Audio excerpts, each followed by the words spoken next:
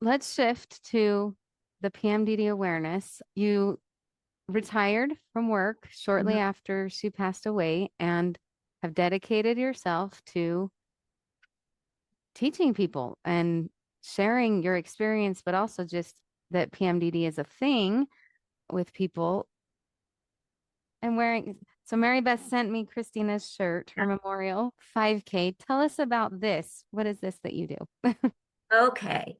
Well, in 2023, we passed the nation's first PMDD Awareness Day, and it's on Christina's birthday, and it's here in Missouri is the first state to have a PMDD awareness. We hope to have more PMDD awareness days. We'd like them all to be on her birthday so that it just doesn't seem all scattered and messy on the calendar. Mhm. We're reaching out to states where she's lived and where she's born and where she's lived and all that. And so went to school. Then we had a dinner for women with PMDD the night before the Capitol and then the evening of the event at the Capitol on her birthday. Those dinners with those women with PMDD who had flown in from other states just to be part of it, women we'd never met. We also flew in the executive director of IAPMD, Sandy McDonald, and she spoke at the Capitol. And then we had Jamie Hamilton speak, who's now a dear friend. She had PMDD and then had surgery. The member of the House spoke, and the member of the House who wrote the bill, he was our MC. And Steve and I spoke. Also, the chief of staff for the Office on Women's Health in Missouri spoke and gave us a proclamation from the governor. So that was a big special deal. But what was really neat was to see these women come together. And at first, we were the hub of that little wheel. But as they met each other at our home, now they've all become friends. They're friends on Facebook. I see it and I think it's great. The next year, we had our first 5K in 2024, and many of them came back.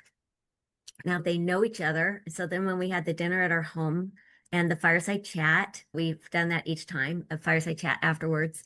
Um, I see them sitting together and having that kind of fellowship, even though they're states away from each other, but now they come together. It's so great. Then in October, we had the 2025 annual 5K. It's grown a little bit. And then we added the virtual option. We were sending t-shirts off to Australia and to Poland and to Sweden and Denmark and England and Canada. That's really special. And then around the US, of course. And so we got pictures from people who participated. You and your daughter have your shirts now, and I'm excited about that. Then we had the dinner again in the evening, and we also invite a few healthcare professionals, and we have special facilitators. This time it was someone who's very active in social media, has thousands and thousands of followers. She likes the evidence-based science and evidence-based research. It was a productive conversation. One woman wrote back, and I wish I could quote her word for word, but since I'm doing it off the top of my head, it really touched my heart because she said she told her husband when they got in the car that she felt prepared to be at our house at that moment that night. In the last 25 years, that was preparation to be there at that time. Wow. I know. That's how I felt when I read this. I thought, I can't believe I'm reading this. It means so much to us to have them at our home and then to see the friendships grow and the connections and for them to be validated. We always have a couple who will share their stories. It's just really a special evening. We're excited about the next one coming up on October 17th, 2026 here in Columbia, Missouri. It's already out on runsignup.com, the Christina Bohn Memorial 5K for PMDD awareness. Okay. We should put the link to, do you have a website? We do have a website. It's Yeah, not on it. We need to update it. Steve and I need to update our website, but we're also in the process of having another one built. we'll get the word out somehow Yeah, but we will about be this. putting it on the website for sure. I'll send you the link. Okay. You're wearing a pin. Yes. Uh-huh. I'm wearing this shirt. And Yeah. then you even made these cute little bracelets. Is it more than PMS? Learn about PMDD in memory of Christina Elizabeth Bohn. These, and there's, what are these called? Nail Isn't that the files? biggest nail file you've ever seen in your life? Yeah, It is so so big. It's so thick. But at first we lip were thinking, balm. oh, we didn't realize how big it was going to be. And so we thought, do we dare? Do we dare give those away? And it ended up that they're really popular. I've had friends say, I can find it in my purse. I can grab it. They have better control. An emery I'm not board. Are they expecting that. called It's an emery? emery board. Okay. And then you got the pin. And then this is the card that you Hmm. give out. And I have given out at least five Oh, in good. the last 2 weeks.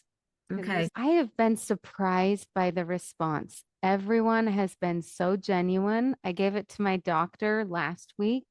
Hmm. She then said, I'm the medical director here, and we have a conference coming up, or maybe just within the medical group. But Hmm. she said, I want to talk about this at it. And Wow.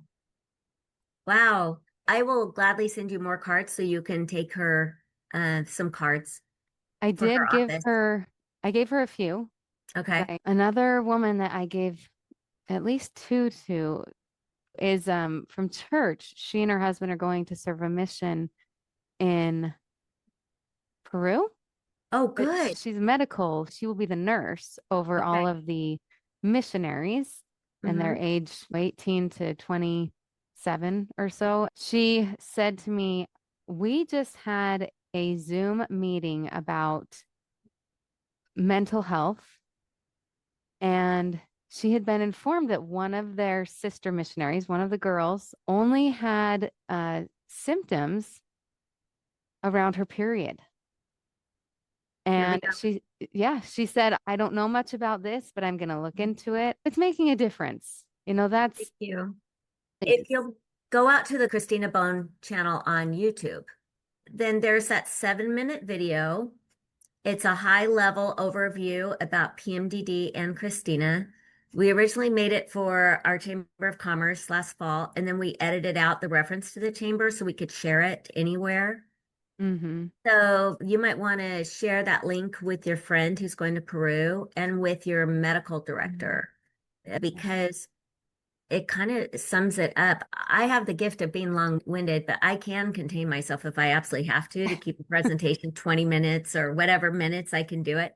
But it has it all condensed into a 7-minute video. And then Okay. at least it gives somebody the idea this is real and you need to take your loved one very seriously and their care seriously. We all need to share because we want this ripple effect, like what you're doing right now and what you have been doing to share about PMDD. It's so important. Yeah. You've learned so much that we can benefit from. I wonder if you can share what we've talked about previous conversations about a review of the Hmm. menstrual cycle being the fifth vital sign, and Christina's questions, how those came to be and Sure. what they are. Okay. May I share my screen? Do I Yes, have permission to do that? I Okay. believe so. Oh, I Shoot that. do. Okay.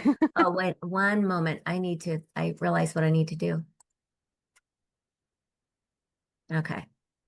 Now I need to reduce this and reduce. Now share. Sorry, it probably seems silly that I'm talking through it's helping my brain to No, talk we through all it. do it. Okay. Oh, good. Okay. Now I need to figure out where that went. There we go. Okay. This is our beloved, sweet, precious daughter, Christina. I will go quickly through her pictures because I think everybody has grasped that she was a lovely person. And I always say to others with PMDD, and you're lovely too. And if I'm the only one saying it right now, when your brain is saying something different, please believe me. Because everybody's beautiful. Everybody should be loved and appreciated for their gifts and just for who they are. So Christina had an abundant life and was such a joy to raise. Our home was filled with song because of her. Now, this is the menstrual cycle. And you might remember from biology class that we have a follicular phase and a luteal phase. And in the follicular phase, that includes this red section right here that indicates bleeding. This is when you have your period. But the follicular phase overall, what we probably didn't learn in high school biology was the fact that we feel better overall in the follicular phase. This is the phase where we're more likely to make better decisions. And let's take PMS and PMDD off the table. That's just true for all women. Then we have the luteal phase, This middle line, this would be the day or time frame where you're ovulating. And then you have the luteal phase, and your uterus is either preparing for menstruation or preparing for a pregnancy. In the luteal phase, again, take off PMS and PMDD, take it off the table, and just consider all women in general. We all might feel a little more tired during this time, and we all might feel a little more sensitive. Luteal phase, we say, is not the time to be making major life decisions. It's better to make that in the follicular phase. You're a little more clear-minded. So this luteal phase is when PMDD is happening. Now, there are some who have days of PMDD symptoms even into their period time, even into bleeding days. For Christina, it was more that she would go back to normal as soon as she started bleeding. And there are those who can tell that they're bleeding even before they go to the bathroom because it's already lifted. Now, PMDD happens in this luteal phase generally just in that 2-week time. So the way to learn it, if you have PMDD versus another mood disorder, would be to track every single day of your cycle from day one of bleeding all the way through. Now, this is showing a 28-day cycle, and we know that our cycles can vary, and some people have longer cycles or shorter cycles, but hopefully you're getting the idea. Track every single day and note your behaviors, note your moods, and then see, are you feeling fine in this phase, but not fine in the luteal phase? Are you having symptoms spiking? It can go beyond depression and anxiety. There's so much more to it, and we'll get to that. Premenstrual dysphoric disorder is thought to be a brain disorder. It's thought that the brain is having a negative reaction to what your hormones are supposed to be doing. Your estrogen and progesterone are doing their dips and their shifts in the luteal phase, and the brain doesn't like it. Now, that sensitivity can develop any time during a menstruating woman's life, from the very first period on up through perimenopause. And different things could bring it on: pregnancy, birth, miscarriages, anything that could kind of jostle your hormones. I definitely sound like a layperson, and I don't apologize for that because I think most of us listening are lay people. For Christina, I wonder if trialing birth control in high school tipped that balance toward PMDD. We definitely see a strong genetic connection in the family. She is not the only cousin with PMDD. We learned that after she passed away. It's thought that perhaps past trauma and extra sensitivities could play a role. Definitely trauma, stressors, things like that could play a negative role in any kind of illness, whether it's a mental illness or physical illness. So maybe it could push that genetic button and get the PMDD going. We don't know for sure. That still needs research. But we have all probably experienced times when we've skipped our period because we were under a time of stress. Can you relate to that, Heidi? I can relate to that. So maybe that would jostle hormones enough. I don't know. That'll be interesting to find out over the years and as more research is done. I will back up and say what I can guarantee you just from being a witness to suffering is that PMDD makes the perception of stress and trauma far worse. It magnifies. Premenstrual exacerbation is different, but it also needs care. Premenstrual exacerbation is when you have a disorder all month long, but it gets worse before your period. Now, it does not have a diagnostic code, but I will tell you right now that probably your great-great-grandmother even knew this existed, but they never called it premenstrual exacerbation. It's when, say, for instance, I'll speak about myself. I have a migraine disorder, and it always got worse before my period. Somebody could have an eating disorder or anything else, major depressive disorder, whatever it is, they have it all the time, but it's worse before their period. Yes, Now, I this is, definitely think that's a thing. And I do think our grandparents and others recognized a difference. Some women would go for like menstrual help. I can't remember what it yes. was called, but I do remember looking that up sometime. Mhm. Well, and the sad tales of women in the 1800s being put in mental institutions, things like that. Could PMDD have played a role in that? I don't know. It's something that we could only guess about right now and speculate. So I don't know. I like to compare PMS and PMDD. And while I don't want to diminish anybody's experience with PMS, I definitely had it myself. PMS is kind of like these waves that are safely at the shoreline. You know you're going to be feeling better. You know that you can get over-the-counter meds. It is not in the Diagnostic and Statistical Manual version 5. It is not in the DSM-5 because it is not considered a mental health disorder. So the waves, while you have to ride them of being sensitive, tenderhearted, maybe a little tearful, or maybe a little more irritable, you can mask those symptoms more easily than you could ever mask PMDD symptoms. I would say that those who have PMDD have developed great inner strength that they might not even realize they have because of all the years that they've had to mask in different situations when they have felt like they have been thrown out into the open ocean in a storm. Now, the thought of an open ocean terrifies me. And the thought of being cast out on the waves, like I can't even watch the news when they do those open ocean rescues with helicopters and boats are going up on their ends and all of this. It makes me sick. I can't watch it. I can't watch it in a movie. It just makes me sick. But that to me is like PMDD. It is dark and it is frightening, absolutely terrifying. And somehow that person with PMDD has to try to tread water for a week or two every single month out in that open ocean. That to me is the analogy. That's how I felt as a mom witnessing what Christina was going through. Just a tempest that we didn't know how to stop.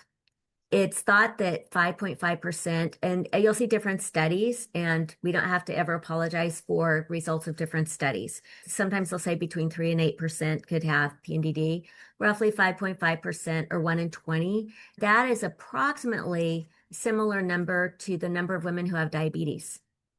And we see how well known diabetes is, and PMDD needs to be as well known. We could have more than 4 million just in the United States.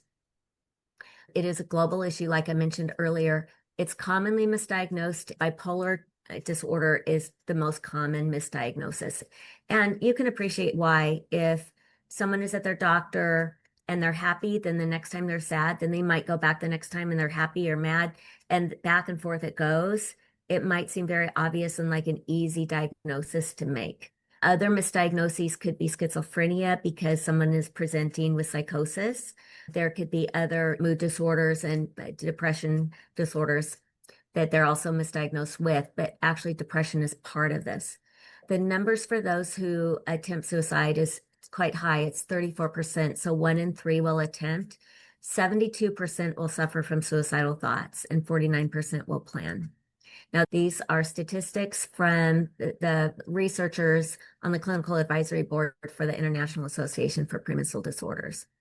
Mary Beth, I want to add here because I remember using that statistic about 34% will attempt suicide. Those are the ones that weren't successful. Oh, and we don't know how many have died. This is a sad story to tell, but after Christina died, I did join some Facebook groups for parents who had children who died by suicide.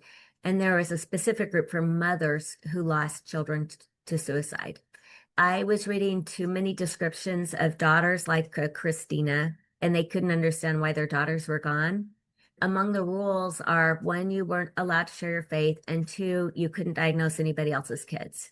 If I could have taken my scepter and said, and I think she had PMDD, and I think she had PMDD, it would have been very easy for me to do. And it was so distressing to see these parents wondering, why did my daughter go off to college and die by suicide a couple of years later? She was doing great in school. Well, Christina graduated valedictorian at BYU. She had PMDD that whole time. Her roommates didn't even know because she was that good at masking it. So there you go. It can be so hidden by the person who's suffering. I had to back out of that group because it was just breaking my heart too much. So we don't really know what the true statistics are for those who have died because they suffered from PMDD because they may not have even been diagnosed with it. And I've seen that with a couple young women who were major athletes at their universities in the last 4 years since Christina died. And I can't help but wonder if they had PMDD because I'm thinking you would not be a top tier athlete if you had depression all the time. Mm-hmm. Also, somebody else who was very well known in the media died by suicide a few years ago. I don't want to give too many identifiers, but she told her best friend she didn't feel like she had accomplished anything in her life. And I thought, what is she talking about? Her resume is amazing. How is that even possible? To me, that's luteal talk. That's PMDD talk, Well, and not normal talk to feel that way. yes, speaking from experience, when you feel good, you just want to go with it. You just want to Mhm. like revel in that and you just want to feel good. You don't even want to think about what's coming. I think that's also why it's hidden. It's because you just don't even want to talk about it. You just want to enjoy feeling good. Yes. And when you are in the throes of it, in the luteal phase, the self-isolation can feel so powerful, that need to Yes. self-isolate. And the thought of talking to someone can feel extremely difficult. So that's when your friend or your daughter or your partner is not returning texts, phone calls, listening even to the voicemails. They're isolating. So can you imagine? I would try to ask Christina a question and she would just cut it off. Like we said, it could strike at any age, and it is a spectrum. And that's why we feel like Christina could do so well in the last year or two of high school and do well in college, do well as a nurse. She was popular preceptor. She was very well loved. Her goal was to help other nurses every day. I think among her coworkers, she was beloved. And their beautiful card from the hospital indicated that too, with the messages that they wrote. But as she had her children and as time went on, she developed more severe symptoms. The serious symptoms, though, can occur at any age. So there are already young girls in behavioral health units from time to time because of psychosis, self-harm, suicidal thoughts, or suicide attempts.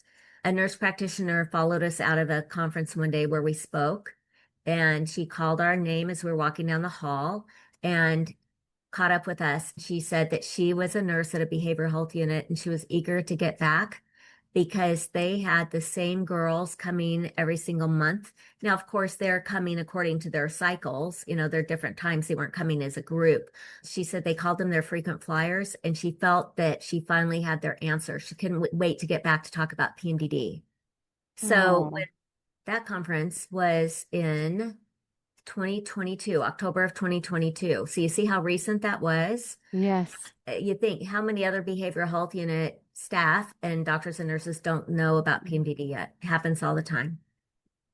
It can be very challenging to treat. There are those for whom something works right away and they don't feel the need to be on private message boards seeking support. They're just carrying on with their lives. Then there are others who desperately try one thing after another. They may be on private message boards. They might be like Christina, who she would never get on a private message board. I wish she had. I wish she had spoken up. I so appreciate those who do write about what their thoughts are, and especially when they're having dangerous thoughts. I'm grateful that they will go to a private message board and express that so other people can shore them up in whatever ways they possibly can to try to lift that person and help them get through it. So that supportive care is vital from their healthcare providers, from their families, from people you don't even know on private message boards. Wherever you are, you need that support. Did you want me to talk about the core emotional symptoms and then these are the official symptoms from the DSM-5? Would you like that? Sure. Okay. So you need to have five symptoms overall, and at least one needs to come from this core list. In case somebody's driving, I'll read them. Mood and emotional changes such as mood swings, feeling suddenly sad or tearful, or increased sensitivity to rejection.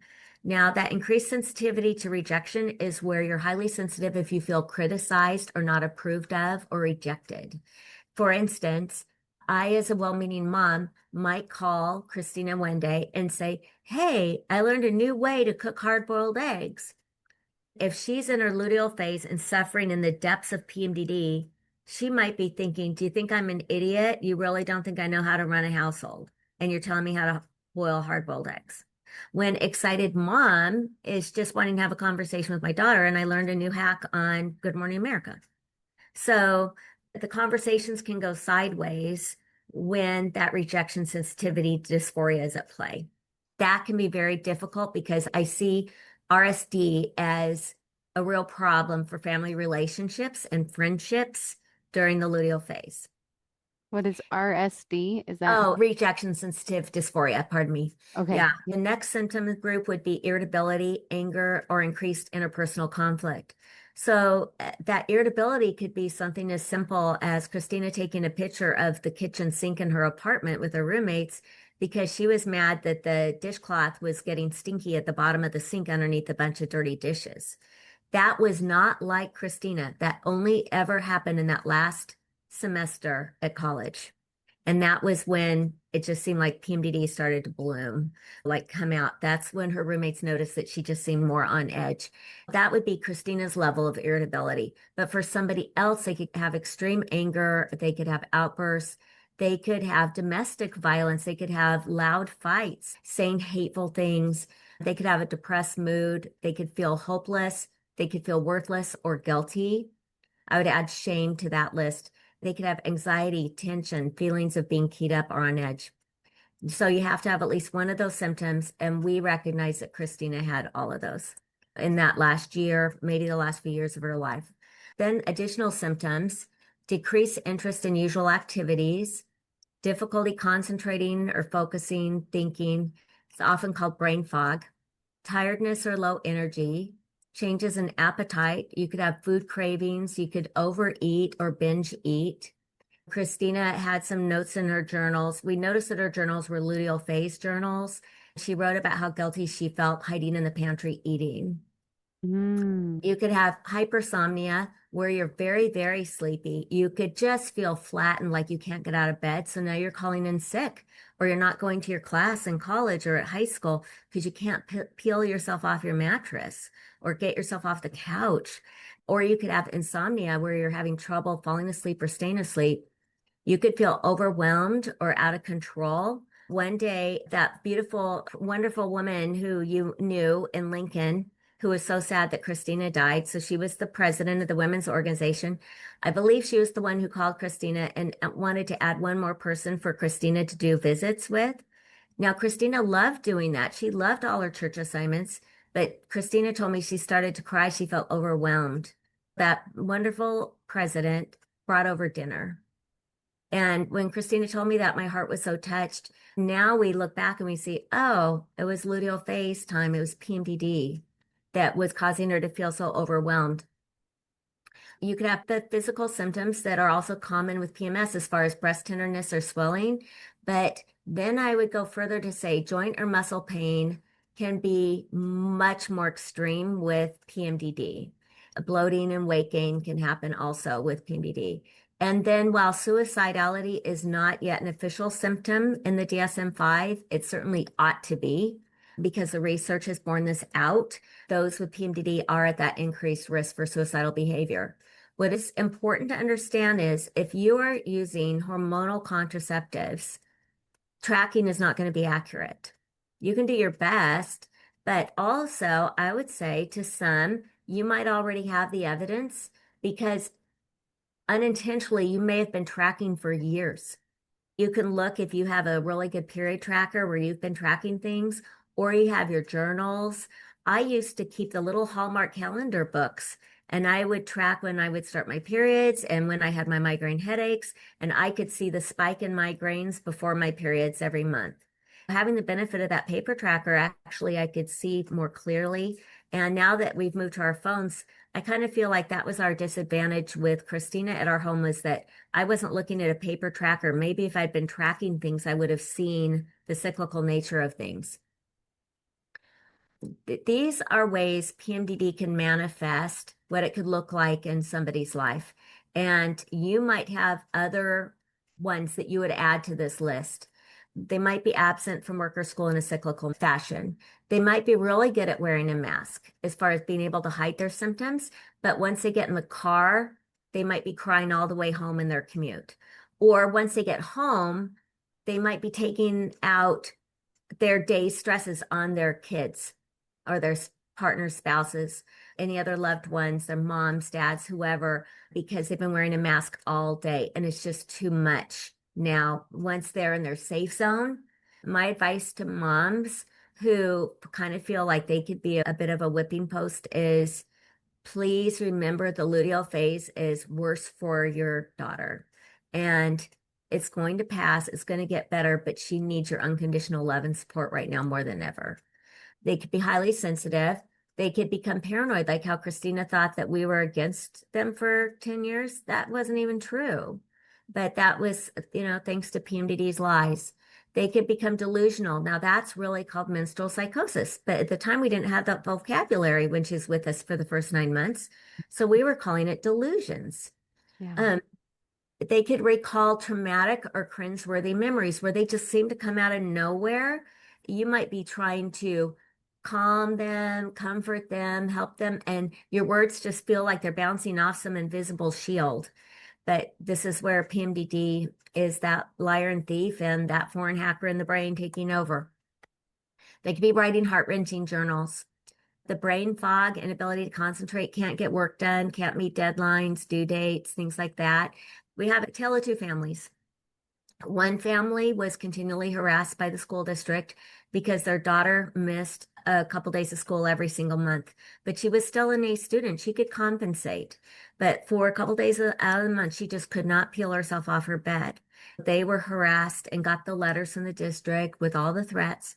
Another school district contacted the parents of their daughter, and it was a loving letter. They said, your daughter's teachers have gotten together and compared notes, and they realize something is happening cyclically to your daughter. It's always on a monthly cycle. And if we could ask you to please keep your daughter home for a couple of days every month, we feel that it's not helping her to be at school, that she is suffering. Can you imagine that kind of support? Because That's she was also amazing. an A student, two different school districts, two different approaches. Mm-hmm. And families really don't need to be dealing with the school district fight while they're caring for their loved one. What a beautiful thing that that school district did, and her teachers to be so caring. They might do self-harm or have thoughts of harming others. Then they could have anxiety, and that could go into panic attacks. And that's what we witnessed in the last year of Christina's life. She didn't always have delusions. She didn't always have suicide attempts. The panic attacks, the suicide attempts, and the psychosis, those were in the last year of her life. But again, that could happen in a young person's life too. They could try lots and lots of different medications. So as a family member, you need to understand it's not that they're being inconsistent. Maybe they are, but I doubt it. I bet that they're really trying hard.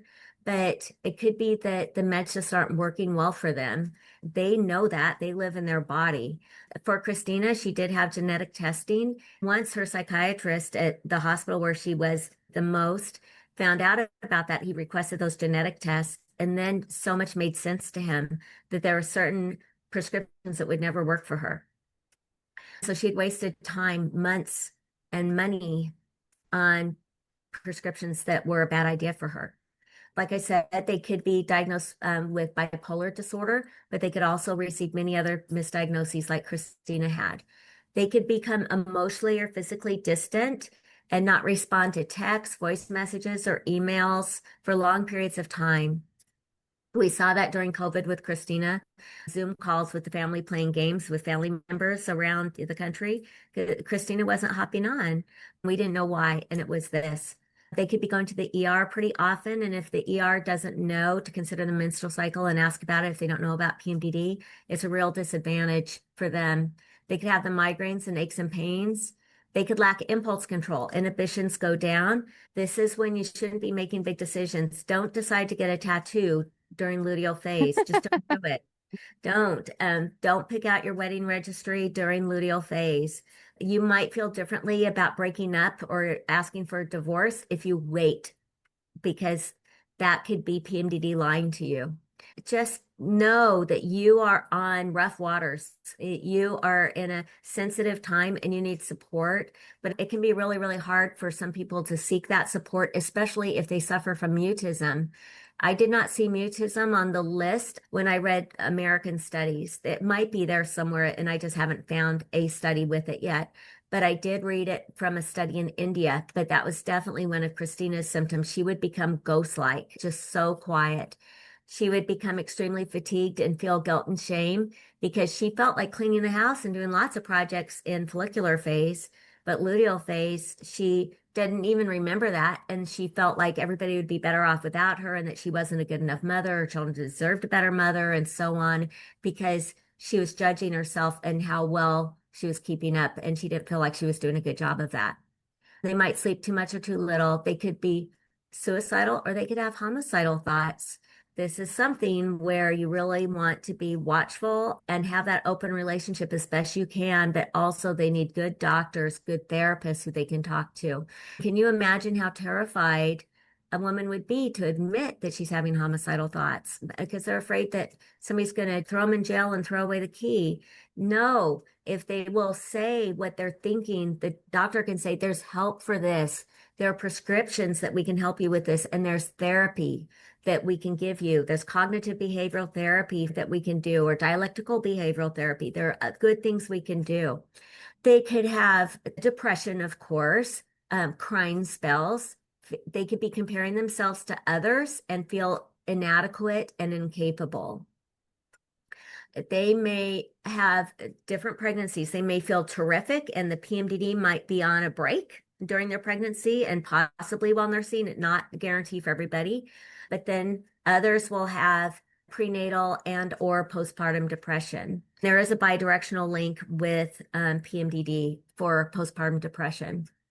They might have hateful outbursts, or like they could be at a family Christmas party and all of a sudden have an outburst and then they're so embarrassed. Can you imagine? I mean, family members are shocked and not prepared for it, but imagine being them and knowing re-entry into the family or at the workplace or church, wherever they have their outbursts, will be very difficult. Yeah. So let's make it easier to help them re-enter after that happens. They might make hateful comments that they don't really mean, but it feels so real at the moment. They might want to end relationships or quit a job abruptly. Mhm. Do you have anything you would like to add to this list? I think this is an amazing slide, amazing information. I did not know about I've never felt better in my life than when I was pregnant. Like that could be a thing. My husband and I have both said when I was pregnant, it's the best for me, Oh, mental health wise. And mm-hmm, it wasn't until after my third that later we realized, I think some of those struggles were postpartum depression. And it was like, why didn't I think of that? And the ending relationships, I was one to quickly end relationships in college mm-hmm, and very like abrupt. Quitting jobs, for me, it's more like projects, or I will really be into something and then this doesn't matter. And mm-hmm, I'm just done with it. It can be really surprising for those around you and even yourself. Yeah. mm-hmm. So there are treatment options from SSRIs, and then some people will try SNRIs. Those are the antidepressants. Mhm. Then there are the oral contraceptives. Some people will try patches or they'll try the Mirena IUD. There are different things that people can try. Some people do shots. It's going to be different for every single person. So your best friend Mhm. might have PMDD and they might be responding to something very well, and it could work for them for years or maybe the whole time even. And yet for you, you tried it and it was disastrous. So everybody's going to be different. For family members to understand that is critical, because you can't compare your loved one to somebody else that you heard about and tell Right. your loved one, just buck up and be stronger or something. It doesn't work that way. There's the option of trying chemical menopause, and that's where you're stopping the menstrual cycle at the brain level. And there are different prescriptions for that. They'll generally do add back HRT, depending on your age, especially if you're in your 20s, 30s, for sure, they're going to probably want to do that. If you're closer to menopause, they might not. It just depends. But the thing is that I feel like, and this is just Mary Beth talking, I feel like it is not accurate, and I hear it repeated a lot, that chemical menopause will give you an idea of what it's like to live after surgical menopause, after you get your ovaries and out, along with the total hysterectomy, bilateral salpingo oophorectomy. And that means getting your uterus, cervix, ovaries, fallopian tubes out, the whole enchilada. But I have found that for many people, anecdotally, chemical menopause was a disaster for them. they felt more suicidal than ever on it or more angry than ever. But then when they had their surgery, they felt fantastic and are so glad they had the surgery. So I think they have to be very careful about saying that chemical menopause is like a testing ground to see how you'll do. Because I have too many friends Mm. now for whom it was just get me through chemical menopause because my insurance company is insisting I do it as they're hanging on to the edge of the Mm. table for dear life, trying to get through it without harming themselves or others. And then they finally get their surgery and it's like, oh, thank goodness. Now, most people, according to one study, 96.4% of those who had surgery were glad they had it. Generally, you're going to hear from the people on the message boards, those who are still on private message boards and social media are reaching out for help because they're having a bumpy ride. Some will say the first year, especially after having surgery, could be bumpy, but it's not as hard as PMDD. But just adjusting to the right hormones for them could be a bit of a bumpy ride.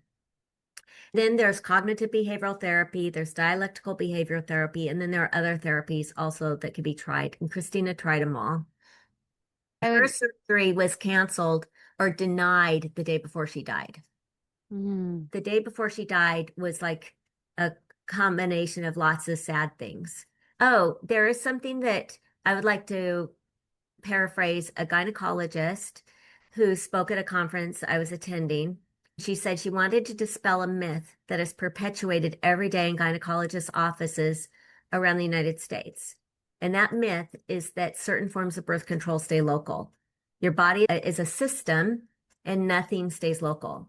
Now, Christina and I trusted the gynecologist who she saw before she died, and that gynecologist said, I want to treat it hormonally because I want to prove it hormonally that she has PMDD. I said, there's no need to prove it hormonally. And my poor little daughter is sitting there, a mere shell of herself, and so sad and withdrawn. I had permission to advocate for her at this appointment. And I said, you've received a preemptive email, did you not? About everything she's been through and that birth control is not her friend. And the psychiatrist wants you to do chemical menopause. She said, I don't want to do chemical menopause. I want to do it hormonally and it'll be fine. It'll be the patch. Then she went on to explain that patch would stay local. And we sat there believing her. mm, And she's the doctor, right? And yeah. she's saying this. Well, it was not true. It's never true. So you could have a Marina IUD, you could have a ring, a patch, or a cream. They will not stay local. And I still see it on message boards. Somebody will say, do the patch, it'll stay local. And I don't want to embarrass that person by correcting them, Hmm. but at the same time, they're perpetuating that myth. And when that gynecologist said this in this conference, it's like the scales fell off my eyes. And I thought, of course that would be true. Your body is a system. I mean, my goodness, when I follow my husband out in the yard putting poison on the honeysuckle he just cut, I have to wear special gloves because if it got into my skin, it's going to travel in my system. It could cause some organ damage, the special kind of poison for honeysuckle. Hmm. Well, that's true for anything. Whatever we put in or on our bodies can travel around. So we need to be careful of that. Yeah. I love your list. And most of my listeners know I've tried various things. I've tried fluoxetine and it worked for me for a time. I did it both like every day for a few months. And then I didn't like that. There were some things missing in my life. And to me, it felt like I was kind of this robot and I didn't have emotions. Hmm. Very productive in that way. I loved it. I was like, I could just Hmm. go and do things, but the emotion and feeling was a lot less. And then a doctor told me that you can actually do it just the 2 weeks before your period. Yes. And he said some of my clients do it um on their period and some don't. His thing was 7 to 10 days before your period, and Hmm. then for some during their period as well. And that worked really well. And then for me, it abruptly stopped Isn't working. that interesting how that can happen with treatment Yes. for PMDD? Hmm. Yes. All along through this time, that isn't the only thing I've done. I've done lifestyle changes, exercise, wellness things. You mentioned cognitive behavioral therapy. I've done life coaching and the process that I was taught and certified in. was a self-coaching method that you can use on other people. It looks at your thoughts, feelings, actions, and what was the circumstance and what's the result. And you just look at all of it, and it is very helpful. It can be, but again, the phase you're in, right? The follicular, it's very helpful. During the luteal, that would just depress me. For a time, I thought life coaching was just the answer. And then I started having really bad experiences when I would get coached. And I was like, what is going on? I got certified actually in 2021. I didn't know about PMDD until later that year. And Hmm. then, it just takes time for your brain to kind of catch up like, oh, so this tool is very helpful now. And at this time, it's not helpful. So don't use it. Use Right. mindfulness, use breath work, use meditation, journaling. For me, I kind of embrace all of it and some vitamins. Did you have to write it down so that you would remember when you got into your luteal phase to try those other things? So that you would see it, say, on a phone calendar or somewhere? Yes, Now, I definitely do it. because I could imagine once you're into the throes of PMDD, that it would be easy to forget that you made that promise to yourself that you were going to switch it up and do some other things for self-care. For me, I have always been pretty self-aware of feelings and behaviors. So when I recognize that I'm feeling irritated, Hmm. and especially if I say something to one of my kids or to my husband, I'm like, ooh, what's going on? Sounds That's, too sharp. Yeah. yep, Hmm. let's look at what time of the month it is. And I'll just look and I will see what day it is for my menstrual cycle. Right now, I do a 5-minute meditation that I listen to, and then 5 minutes of journaling, not usually when I get up because I got to get kids to school, make lunches, just anytime. I like it better if it's closer to 9 or 11. I put MC for menstrual cycle and the day, just right under the date. And then I just write, and I'm so much more positive. In the past, I've always been writing at night. And in high school, it was always, usually at midnight.